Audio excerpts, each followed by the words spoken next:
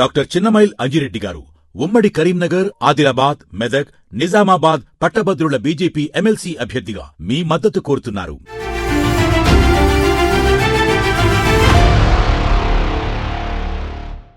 నమస్తే. రేవంత్ రెడ్డి మాట్లాడుతూ Modi legally కమ్యూనిటెడ్ BC అని చెప్పేసి వ్యాఖ్యలు చేయడం జరిగింది. దానిపైన బండి సంజయ్ కూడా వ్యాఖ్యలు చేయడం జరిగింది. అటు రాహుల్ గాంధీ ఏ కులం ఏ మతం అని చెప్పేసి చెప్పాలని చెప్పేసి మాట్లాడడం జరిగింది. నిన్న మాట్లాడుతూ జగ్గారెడ్డి ఒక మాట అన్నారు, రాహుల్ గాంధీది హిందూ రీజియన్, అదేవిధంగా కులం వచ్చేసి బ్రాహ్మణ కుటుంబం, ఇది క్లారిటీగా అని చెప్పేసి చెప్పడం జరిగింది. మీరేం చెప్తారు? బీసీ లీగల్లీ కన్వర్టెడ్ బీసీయా లేకపోతే నిజంగానే బీసీయా? మీరే దీని మీద ఏం క్లారిటీ ఇస్తారు? ఫస్ట్ ఆఫ్ ఆల్ మోడీ కానీ, బోర్నర్సాయ్ గౌడ్ కానీ, బండి సంజయ్ కానీ భారతదేశంలో ఉన్నటువంటి బీసీలందరూ legally categorized as BCs. Only Modi ఒక్కడే కాదు, వ్యక్తులే కాదు, అక్కడ ఉన్నటువంటి సామాజిక వర్గాలు. నెంబర్ 1, మోడీ గారు ఎప్పుడు కులాల గురించి సబ్కా సాత్ సబ్కా విశ్వాస్ అంటాడు, వికాస్ అంటాడు, కానీ ఈ కులపిచ్చి ఈ మన ముఖ్యమంత్రికి ఉన్నట్టు లేదు.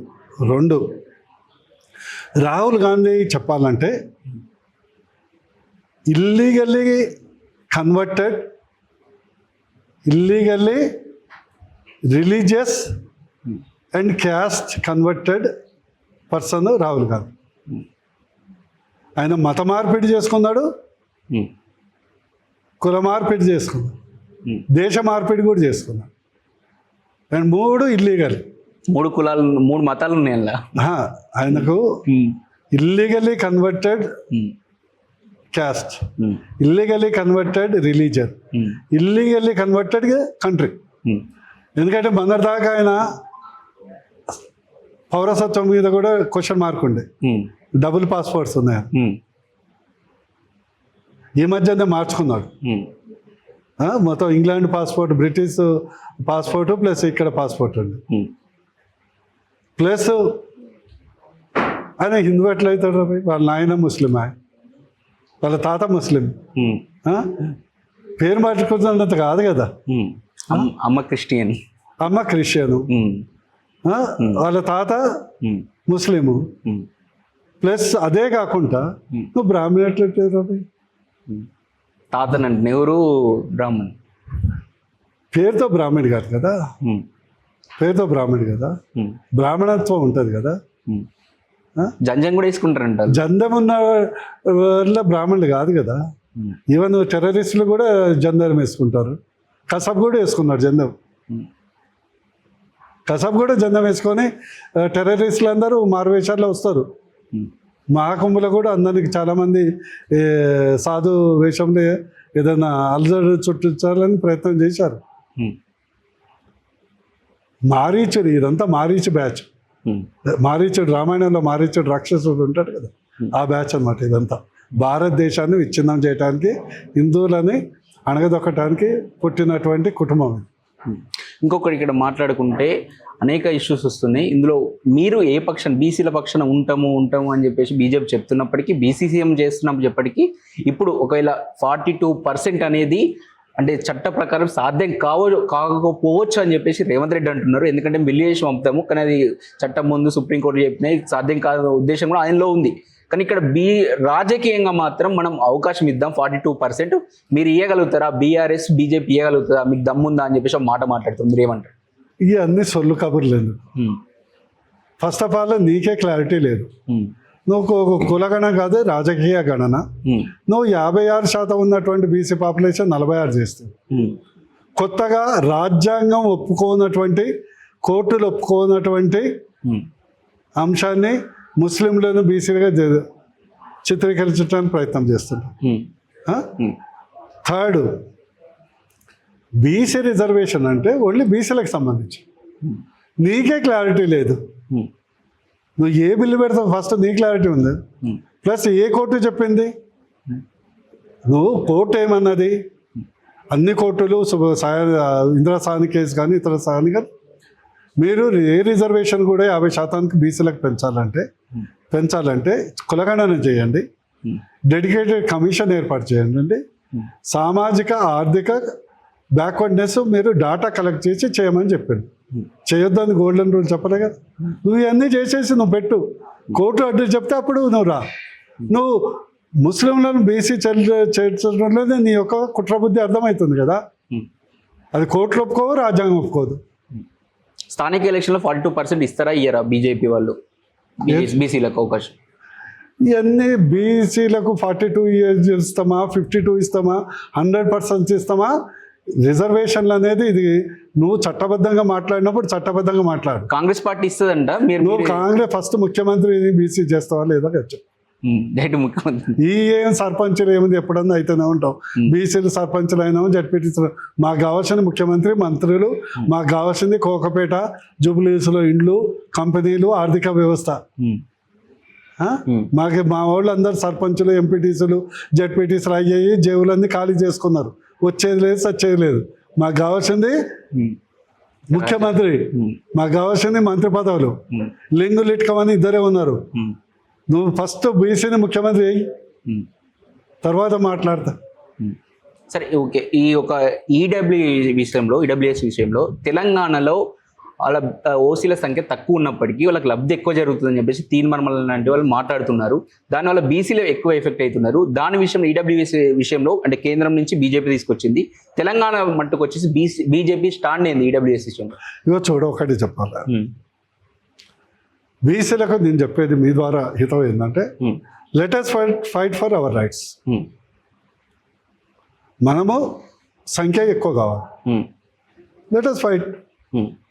మాకు బీసీలకు సంబంధించిన రిజర్వేషన్తో పాటు జనరల్ కోటాలో కూడా మనం అర్హులం, అర్థం కదా. సో దాని గురించి లీగల్గా అయ్యేది అయితేనే ఉంది, ఫైట్ అయితేనే ఉంది. చట్టబద్ధంగా మనకెంతో మనమంతా అనేది ఏదైతే వాదన ఉందో తీసుకెళ్ళండి. ఖచ్చితంగా బీజేపీ పొలిటికల్గా పార్టీగా బూర్లు నడిసేగా కూడా ఎక్కడ చెప్పాలో, ఎక్కడ అవకాశం ఉందో అక్కడ చెప్తూనే ఉంటారు, అంతే కదా. వీధి పోరాటాలు వేరు, నిబద్ధత పోరాటాలు వేరు కదా. అందుకొరకు అతి ముఖ్యంగా దీంతో పాటు బీసీలకు మీ ద్వారా నేను చేసే సూచన ఏంటంటే, ప్రపంచంలో ఎక్కడైనా మైనారిటీలు యాచిస్తారు, మన రాష్ట్రంలో మెజారిటీ వర్గాలు యాచిస్తున్నాం. 52% ఉన్న 56% ఉన్న బీసీలు మనం అడుక్కుంటున్నాం. లోపం ఏంటి?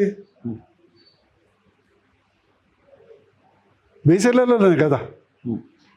నేను దాన్ని సవరించు ఫస్ట్. ఒక్కసారి నువ్వు ఓట్స్ అవి తెచ్చుకో, నువ్వు ఓటేసుకొని అలవాటు చేసుకో, అప్పుడు అన్నీ వేస్తారు. అవకాశం ఇచ్చినా కూడా, పార్టీలో అవకాశం ఇచ్చినా గెలిచే అవకాశం ఉండాలి కదా. అదే కదా, నువ్వు ఓటు వేయాలి కదా. నీ మెడ మీద ఎవడో కత్తి పెట్టట్లే కదా. ఎన్నికలు వచ్చినప్పుడు నా పార్టీ నా సపరేటు, నేను ప్రలోభాలకు లొంగుతా, లేకుంటే అవతల వాడు నీ శత్రువు అయినా కూడా ఏదో 500కు 1000 రూపాయలకు నేను లొంగుతా అని మా హక్కులు ఎట్లా సాధిస్తామండి? ఎప్పుడన్నా మన శత్రువు, మన విరోధి మనకు అనుకూలంగా చట్టసభలో మాట్లాడతాడా? లోపం మనలో ఉంది కదా. నీ దగ్గర సంఖ్య లేకుంటే నువ్వు రిజర్వేషన్ కూడా కొట్లాడు, సంఖ్య ఉంది కదా. ఎస్, రిజర్వేషన్తో పాటు బీజేపీ కట్టుబడి ఉంది. ఇప్పుడు బీజేపీ కేంద్ర ప్రభుత్వంలో 61% మంది ఎస్సీ ఎస్టీ బీసీలు ఉన్నారు. దానికి చట్టం ఉందా? మన హర్యానాలో ముఖ్యమంత్రి బీసీని చేశారు, చట్టం ఉందా? ఇక్కడ మధ్యప్రదేశ్లో బీసీని చేశారు, చట్టం ఉందా? మన ఒరిస్సాలో ఒక ఎస్టీని ముఖ్యమంత్రి చేశారు, చట్టం ఉందా? ఛత్తీస్గఢ్లో ముఖ్యమంత్రి చేశారు, చట్టం ఉందా? ఒక ఆదివాసీ మహిళను ప్రధానమంత్రి చేశారు, చట్టం ఉందా? మరియు సైనిక్ స్కూల్స్లో, కేంద్రీయ విద్యాలయాలు అన్నిట్లో కూడా 27% బీసీలకు ఓబీసీలకు రిజర్వేషన్ కల్పించారు. మనం ఎవరు పోరాటం చేయలే కదా. అయినా బీజేపీ ప్రధానమంత్రి మోడీ ఇచ్చారు. ఖచ్చితంగా మనం ప్రజాస్వామ్యంలో your power is your vote. దాన్ని ఒకసారి విస్మరిస్తుందామని నా బాధ. తెలంగాణలో రాజకీయ స్పేస్ ఒకటి స్పష్టంగా కనబడుతోంది. బీఆర్ఎస్ని విశ్వసించే పరిస్థితుల్లో జనాలు లేరు. కాంగ్రెస్ అనేక హామీలు ఇస్తుంది, దాని ఇంప్లిమెంటేషన్లో ప్రాబ్లం చాలా కనిపిస్తాం. ఈ ఒక స్పేస్ను బీజేపీ ఎందుకు ఉపయోగించుకుంటలేరు? ఎందుకని అది అధ్యక్షుడు అయితేనే బీజేపీ నాయకులు కావచ్చు అందరు మాట్లాడతారా, లేకపోతే మాట్లాడరా? ఒకటి చెప్పనా, బీజేపీ నేను ఇదివరకు గతంలో BJP 20% visible work, 80% invisible work. మాట్లాడే దగ్గర మాట్లాడాలి కదా, చేస్తూనే ఉంది కదా. ఇప్పుడు జాతీయ పార్టీ బండి సంజయ్ ఒకటి మాట్లాడితే సరిపోతుంది. ఇగో బండి సంజయ్ అని కదా, మేము కూడా మాట్లాడుతున్నాం కదా, అందరు కిషన్ రెడ్డి గారు కూడా మాట్లాడుతున్నారు కదా, ఇంకెవరు మాట్లాడారు? కింది నాయకులు కూడా స్థానికంగా గ్రామాల్లో కూడా చెప్పాలి కదా, ఎవరి స్థాయిలో వాళ్ళు మాట్లాడతారు. ఇప్పుడు ఏంటంటే బీజేపీ అనేది మొన్నటి వరకు సంఘటన పర్వం, ఇప్పుడు ఎమ్మెల్సీ ఎలక్షన్. మీరు అంటున్నారు కదా ఇక్కడ ఎవరు కనిపించట్లేరు అని. ప్రతి ఒక్కళ్ళ ఇవాళనే వచ్చిన హైదరాబాద్, అవును, నేను మొత్తం సూర్యాపేట తిరిగి వచ్చిన. రేపు ఎమ్మెల్సీ ఎన్నికలు ఉన్నాయి, అది గెలవాలనే ఉద్దేశంతో మా యొక్క దళపతులు, మా యొక్క ఆర్మీ మొత్తము క్షేత్రస్థాయిలో పనిచేస్తున్నాం. అంటే ప్రతిదానికి స్పందించాల్సిన అవసరం లేదు కదా. ఇవన్నీ డైవర్షన్ కింగ్. ఎక్కువ స్పందిస్తా కూడా సబ్జెక్టు లేని దానికి ఎవరి గోతులు వాళ్ళే తీసుకుంటున్నారు. కాంగ్రెస్ ప్రభుత్వం వాళ్ళే పడని. అంటే స్థానిక సమస్యలను బీజేపీ పట్టించుకోదు. అప్పటి నుంచి ఆరోపణ అదే, ఇప్పటి నుంచి కూడా అదే. ఇప్పుడు రిజర్వేషన్ ఇష్యూలో కానీ, విద్యార్థి విషయంలో కానీ, ఫీ రియంబర్స్మెంట్ ఇష్యూలో కానీ ఎక్కువ మంది జైలు వెళ్ళేది బీజేపీ మోర్చాలు వీళ్ళే కదా. తన్నులు తిన్నది ఎప్పుడైనా బీఆర్ఎస్ వాళ్ళు పోయిందా? చెప్పరా? ఏ వింగ్ అన్న పోయిందా? దెబ్బలు తిన్నది మా యొక్క యువ మోర్చా, లేకుంటే సిద్ధాంతపరంగా మాకు సంబంధం ఉన్న ఏబీవీపీ వీళ్ళే కదా. అంటే మా దాంట్లో ఏంటంటే మీకు పిచ్చి కూతలు ఎక్కువ ఉండవు కాబట్టి సెన్సేషనల్ తక్కువ ఉంటుంది. అది ప్రాబ్లం. రైట్. ఇది చూస్తూ ఉంటే బుర్ర నరసయ్య గౌడ్ చెప్తూ ఉన్నారు, ఏది ఏమైనప్పుడు కూడా ఇది ఒక పొలిటికల్ డ్రామాగానే మేము చూస్తున్నాం తప్ప అంతకుమించి మేము చూస్తలేమని చెప్పేసి మనతో పాటు స్పష్టం చేస్తున్నారు. కెమెరామెన్ వెంకటేష్తో అక్షిత్, హైదరాబాద్.